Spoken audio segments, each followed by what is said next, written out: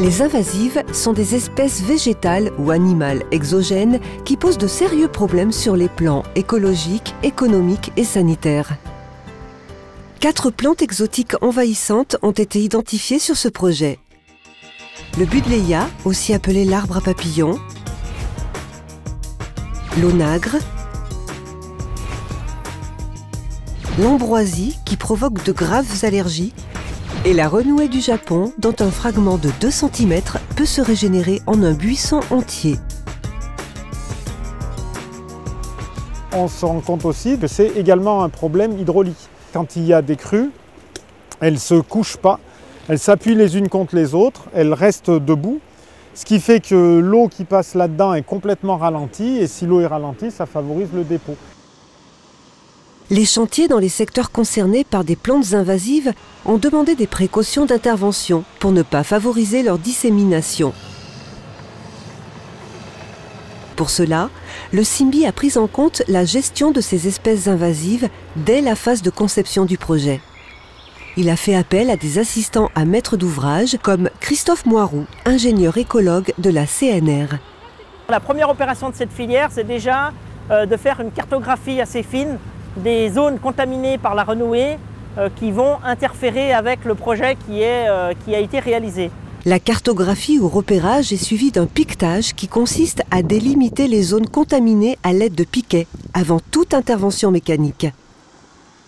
Les assistants à maître d'ouvrage ont également formé les entreprises intervenant sur les chantiers. C'est normal, il y a des rhizomes qui passent au travers des mailles du système et que ces rhizomes-là, on les retrouve dans les terrassements à différents endroits. La plupart des plantes invasives se reproduisent par semis. Une simple opération de fauche sur une ou plusieurs années avant que les fleurs ne produisent les graines empêche leur multiplication et donc leur dissémination. C'est le cas pour l'onagre, le Buddleia et l'ambroisie. Essentiellement par semence. Le but de la manœuvre, c'est de pouvoir les couper avant qu'on ait la fructification, avant qu'on ait la dissémination des semences. En revanche, la renouée du Japon se multiplie principalement par voie végétative. Elle n'a dans ce cas pas besoin de graines, ce sont ses rhizomes qui lui permettent de s'étendre. Et rien qu'un petit fragment comme celui-ci est capable, mis dans des conditions d'humidité satisfaisantes et mis un peu dans des matériaux, est capable de donner un nouvel individu.